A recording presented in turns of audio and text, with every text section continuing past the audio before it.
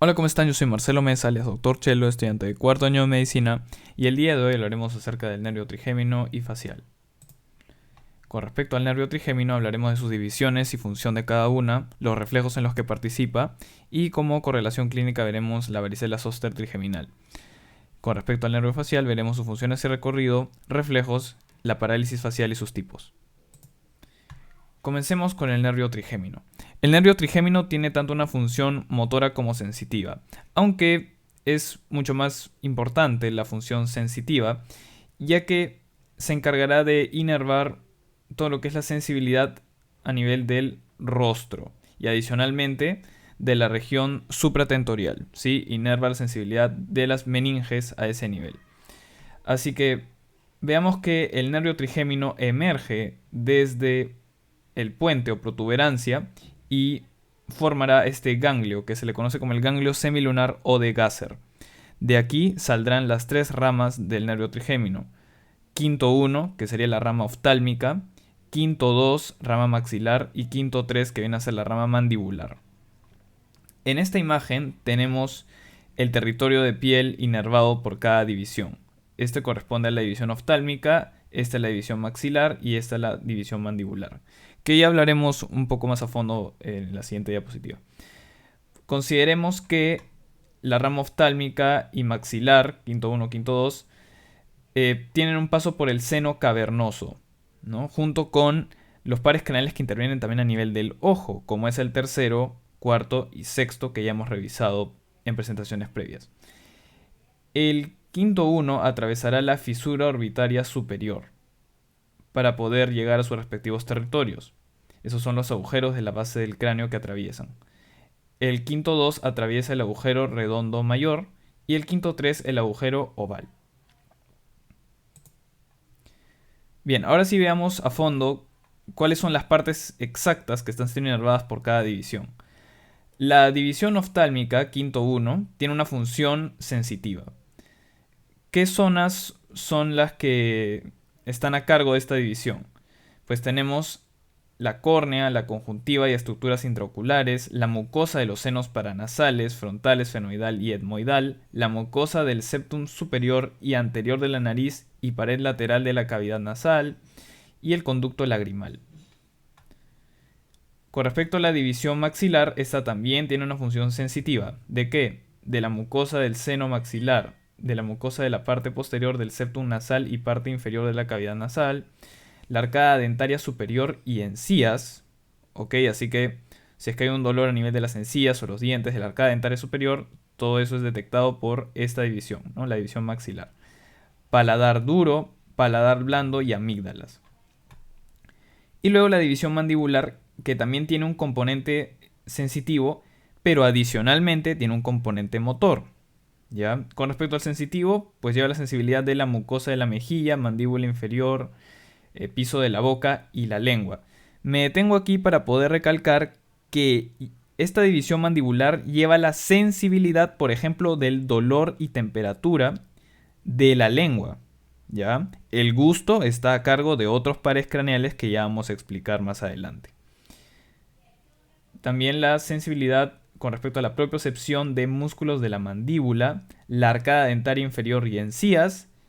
Y con respecto al componente motor, este inervará a los músculos de la masticación, ¿sí? Que ya hablaremos más adelante. Bien, veamos cómo se integrará la información sensitiva. Las tres divisiones del nervio trigémino se van a proyectar luego hacia el tronco encefálico. Y estos, pues, tienen que llegar a una serie de núcleos correspondientes al nervio trigémino. Así que vamos a ver que la información del tacto fino va a llegar al núcleo principal. La información correspondiente al dolor y temperatura al núcleo espinal y la de propiocepción al núcleo mesencefálico. Acá los tenemos, acá estaría el núcleo mesencefálico, el núcleo principal y el núcleo espinal. Vean que el núcleo espinal es el núcleo más grande de los pares craneales. Adicionalmente, en esta imagen vemos que el trigémino tiene un núcleo motor, ¿sí? Que pasa a formar lo que es la parte de la división mandibular, quinto 3, para la inervación de los músculos de la masticación. Y adicionalmente vemos aquí que hay un núcleo supratrigeminal que lo que hace es dar el patrón para la masticación. Así que una vez que tenemos en claro que esta es la información que va a llegar a cada núcleo, después estos núcleos tienen que conectar ¿con qué? Con la corteza somatosensorial, ¿correcto? Pero para eso el trigémino también tiene una serie de vías, ¿sí? Más o menos como lo que veíamos en vías aferentes de la médula espinal, solamente que en este caso vienen a estar así. Vamos a detallar en qué consiste esto.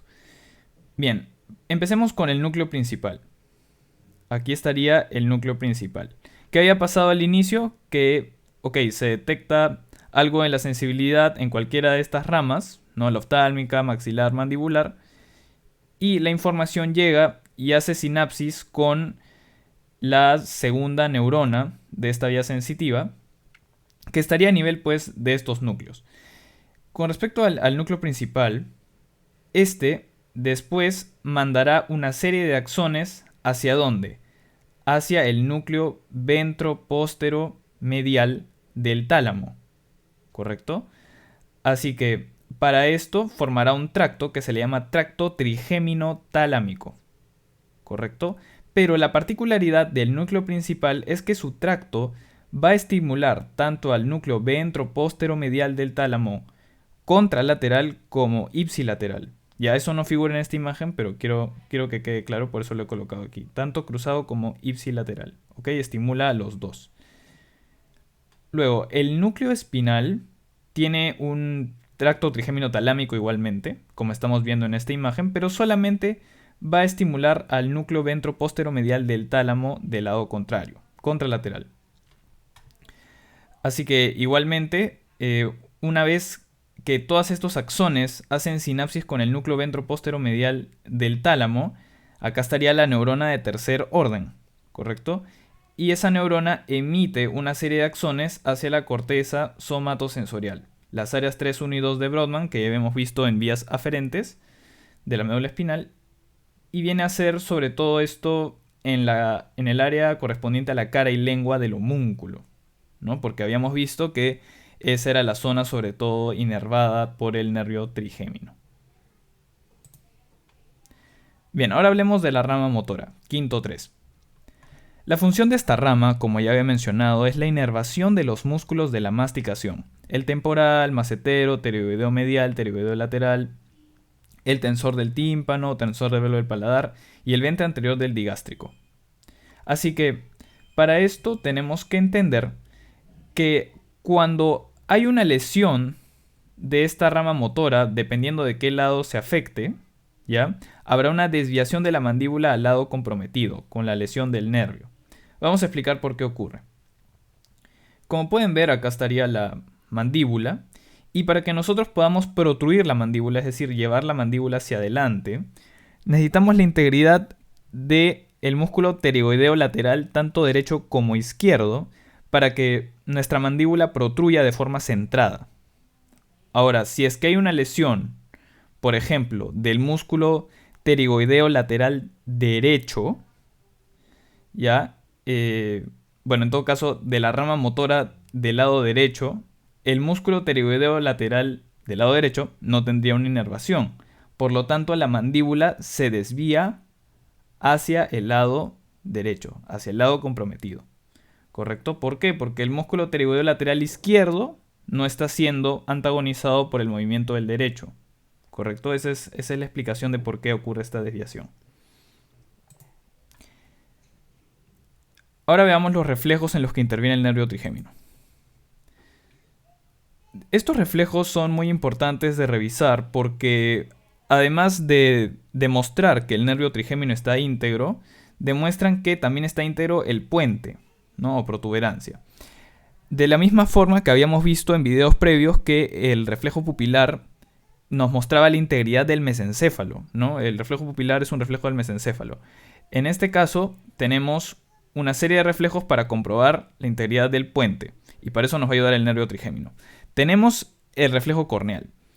El reflejo corneal consiste en lo siguiente: la estimulación de la córnea produce el parpadeo del ojo estimulado. Ok, entonces se va a estimular la córnea del ojo, ¿ya? Y la vía aferente va a ser el quinto 1, rama oftálmica. Eso va a conectar con el núcleo espinal del trigémino, que luego hará sinapsis ¿con quién? Con el núcleo motor del nervio facial. Entonces la vía eferente va a ser el nervio facial, que va a estimular al orbicularis del ojo, ¿no? Y por lo tanto generará el parpadeo del ojo estimulado. En eso consiste el reflejo. Se estimula la córnea y hay un parpadeo. ¿Correcto? Así que estamos aquí comprobando la integridad del quinto 1. Luego tenemos aquí el reflejo mandibular. El reflejo mandibular consiste de el estiramiento del músculo macetero genera la mordida refleja. ¿Ya? La vía aferente sería el quinto 3. ¿Correcto? Y eso va a ser integrado por el núcleo mesencefálico del trigémino, que a su vez conectará con el núcleo motor, igualmente este mismo, ¿no? del trigémino. Y la eferencia será por el quinto 3, igualmente, para la contracción del músculo macetero. Por eso es que hay la mordida refleja. Bien, ahora hablemos de la varicela zoster trigeminal. Bien, la varicela zoster trigeminal consiste de la reactivación del virus de la varicela zoster. Creo que a la gran mayoría de personas le habrá dado varicela. El asunto es que el virus, una vez que nosotros nos curamos, este queda latente en los ganglios de la raíz dorsal. Es decir, no genera enfermedad, pero se queda ahí, en esos ganglios. Entonces, cuando nosotros estamos expuestos a cierto grado de inmunosupresión, el virus se puede reactivar. Y por lo tanto, al reactivarse, cuando afecta al nervio trigémino, por ejemplo, o algún otro nervio, por ejemplo, de la médula espinal, tiene una distribución de sus lesiones, es decir, vesículas, costras, etc., en base al dermatoma. ¿Sí? Respeta la zona inervada por el respectivo nervio. ¿Ok? Así que, por ejemplo, en esta imagen hay una paciente que tuvo la reactivación del virus de la varicela zoster que afectó, ¿qué cosa? El quinto 1 y el quinto 2 derecho. Así que vemos que respeta exactamente el territorio inervado por el quinto 1 y quinto 2. Si se dan cuenta, no va más allá de esos límites. Y pues aparecen las típicas lesiones, vesículas, costras. ¿Correcto? Muy bien. Ahora veamos el nervio facial. Hablemos de sus funciones y recorrido. Bien, el nervio facial, aquí lo tenemos, está emergiendo. Su origen aparente viene a ser el surco bulboprotuberencial. Sí, acá lo vemos, este sería el nervio facial. Y vemos que lo acompaña este pequeño nervio que se llama nervio intermedio de Reisberg. ¿Ok? ¿Qué funciones tiene este nervio facial?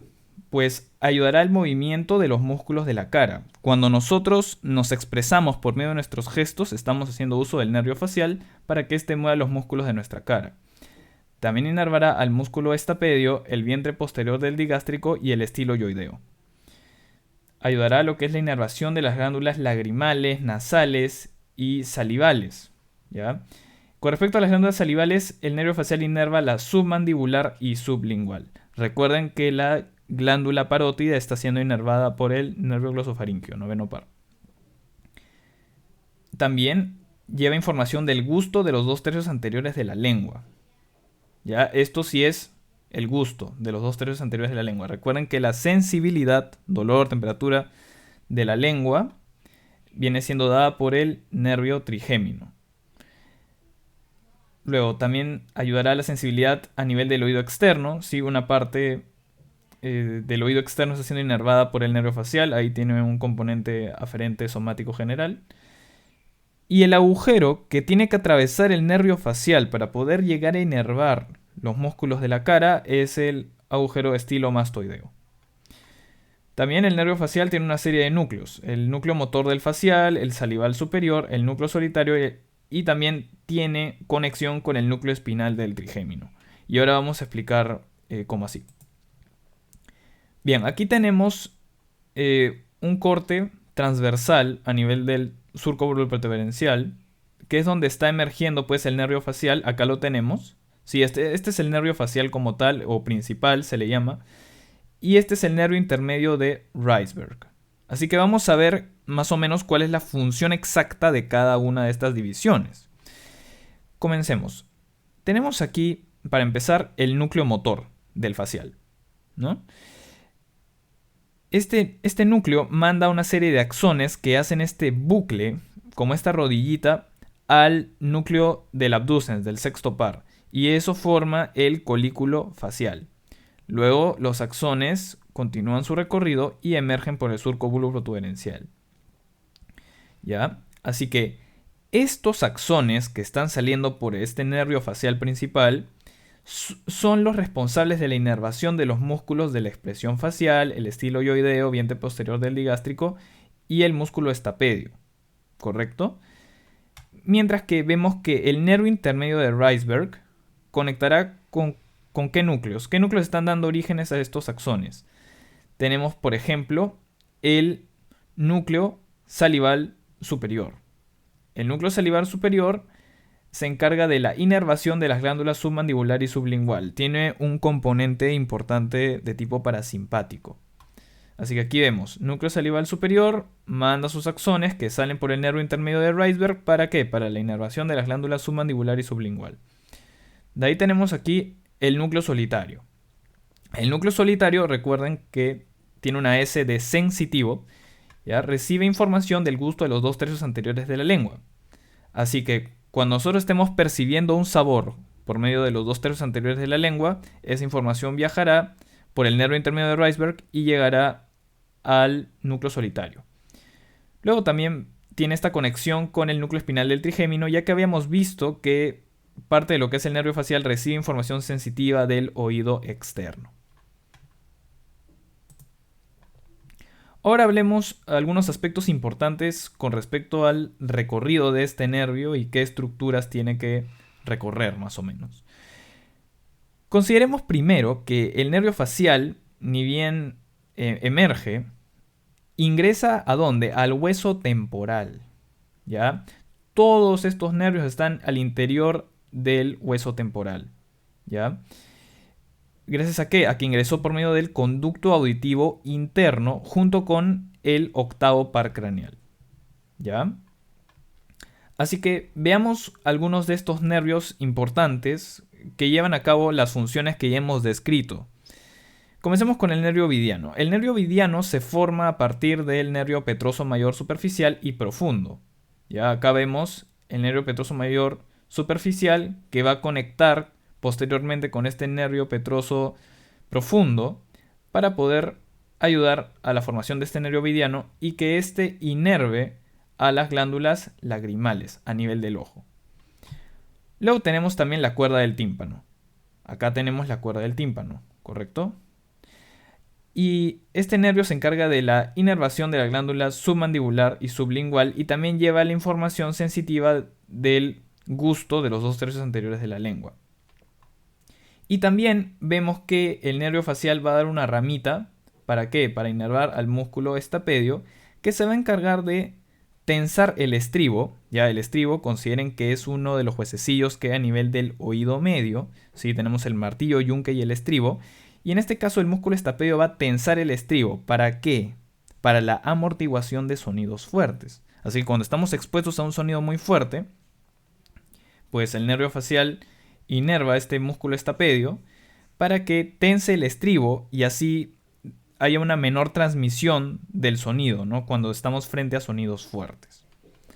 Ahora, hemos descrito todas estas ramitas, ¿correcto? Pero debemos considerar que todas estas ramas que hemos descrito están emergiendo gracias a que inicialmente el nervio facial también tiene un ganglio. Ya en el caso del nervio trigémino habíamos dicho que era el ganglio semilunar o de Gasser, pero en el caso del nervio facial es el ganglio geniculado. Así se le denomina. El ganglio geniculado es el que va a dar origen a estas ramitas que hemos estado conversando. Bien, ahora hablemos de algunos de los reflejos donde participa el nervio facial. Bien, comencemos con el reflejo corneal. El reflejo corneal ya lo habíamos visto, o sea, la estimulación de la córnea genera el parpadeo reflejo, ¿no?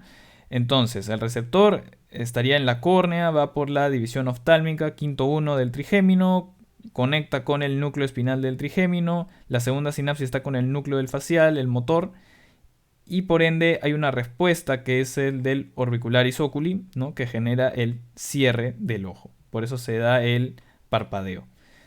Luego tenemos aquí el reflejo de succión.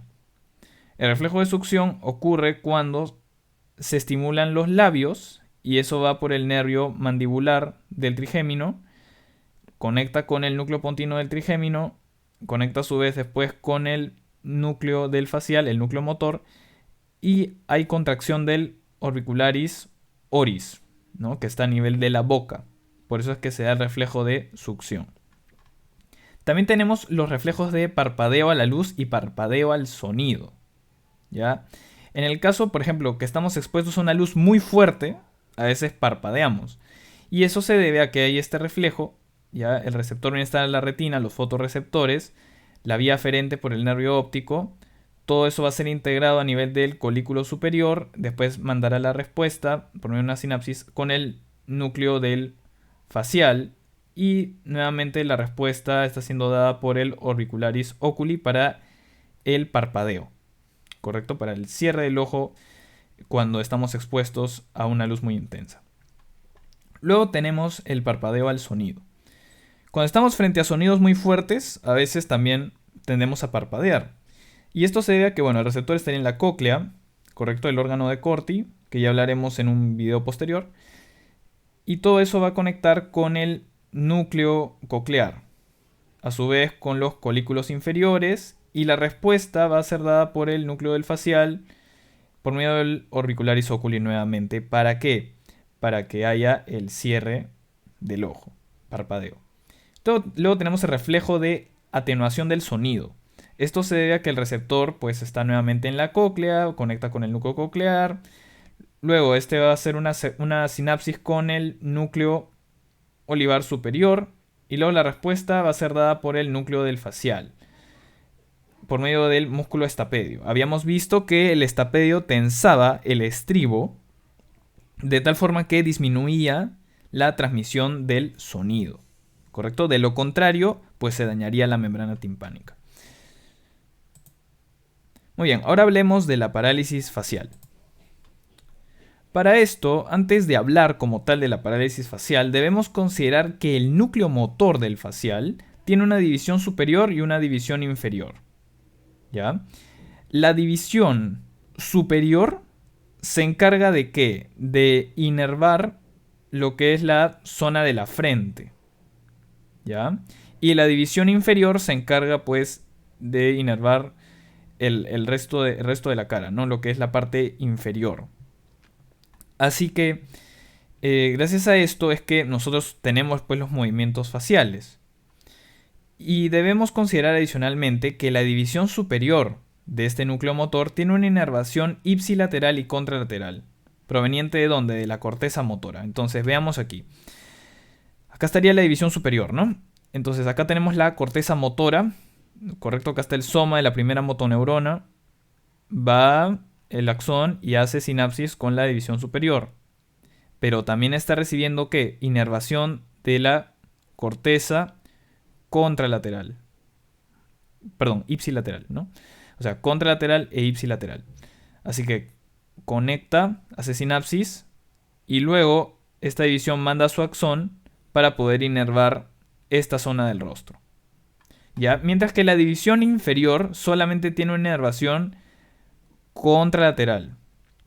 ¿Ya? Entonces solamente acá están los axones de las motoneuronas haciendo sinapsis con la división inferior del núcleo motor y este inervará esta zona del rostro. Ok. Entonces, ahora sí, pasemos a ver cómo se dan estas parálisis faciales. Comencemos con la parálisis facial central. Por ejemplo, cuando hay un infarto de la cápsula interna o de la corteza motora contralateral, ¿ya? Ocurrirá lo que es la parálisis facial central. Ahora vamos a explicar en qué consiste. Acá tenemos, por ejemplo, una lesión, ¿no? A nivel de la corteza motora contralateral. O, por ejemplo, podría estar aquí, ¿no? A nivel de la cápsula interna. El asunto es que vemos que estos axones pues, se han dañado. Así que, por lo tanto, vemos que la división superior se ha quedado sin su inervación contralateral, pero mantiene la del mismo lado. Por lo tanto, el paciente todavía tiene inervación de lo que es la parte de la frente, ¿ya? Por eso decimos, se preserva la función del frontalis y orbicularis oculi. ¿Ya? El músculo que está a nivel de la frente es el frontalis y el orbicularis oculi que está a nivel del ojo. Así que el paciente va a poder cerrar el ojo y arrugar la frente normal. Pero ¿cuál es el problema? Que recordemos que la división inferior del núcleo motor del facial solo recibe inervación contralateral. Por lo tanto, si se dañan estas fibras, la división inferior se queda sin inervación y por lo tanto el paciente tendrá borramiento del surco nasogeniano a este nivel, este surco de acá. Y adicionalmente, cuando le diremos, a ver, por favor, sonría, tendrá dificultad para sonreír en el lado afectado, ¿no? Por ejemplo, en este caso, estamos desde el punto de vista del nervio facial derecho, entonces podrá sonreír del lado izquierdo, pero no del lado derecho. ¿Ok? Muy bien. Ahora hablemos de la parálisis facial periférica, que también se denomina a veces parálisis de Bell, por ejemplo.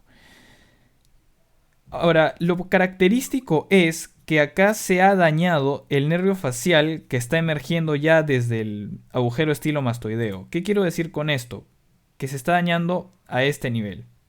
Ya, acá estaría la lesión para la parálisis facial periférica. Si es que acá está la lesión, vean que toda una hemicara se va a quedar sin inervación. ¿Ya? Por lo tanto, aparece esto. Ya tenemos aquí un paciente con lesión del nervio facial, pues del lado derecho, una parálisis facial periférica del lado derecho. Y por lo tanto, ¿qué es lo que encontraremos en la hemicara afectada? Primero, borramiento del surco nasogeniano. Ok, ¿sí? Se perdió acá la inervación.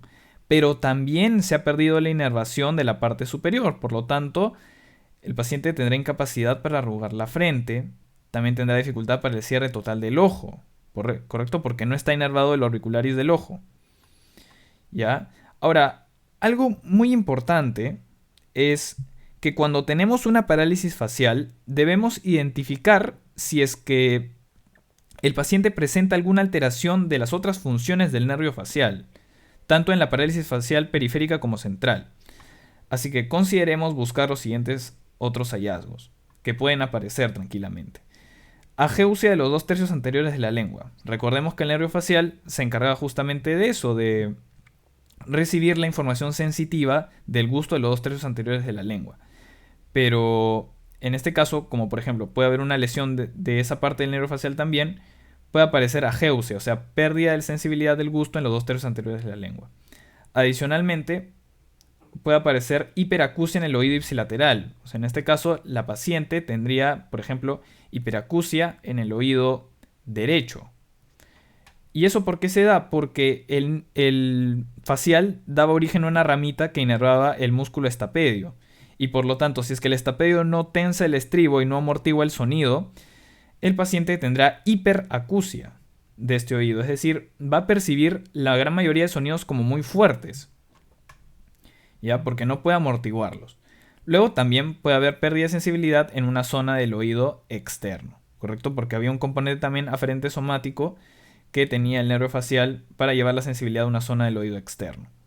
Así que, recapitulando, para la parálisis facial periférica, toda la hemicara se afecta, entonces le decimos al paciente, arrugue la frente.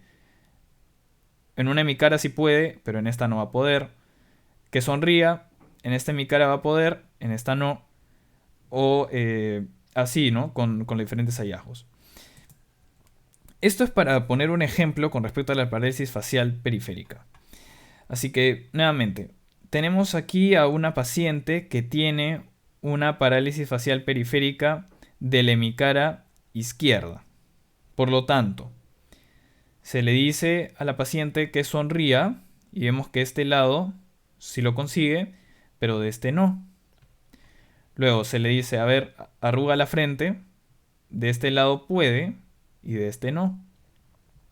Luego se le dice, a ver, cierra los ojos, ¿no? Y vemos que de este lado sí puede, pero de este no. Es más, acá podemos todavía apreciar un poco de lo que es el ojo.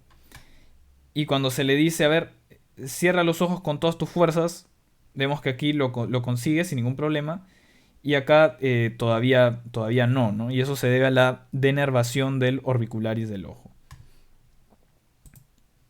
Muy bien, esta es la bibliografía que consulté para el video de hoy. Espero que les haya servido. Dale like, suscríbete y ya nos vemos en el próximo video. Gracias.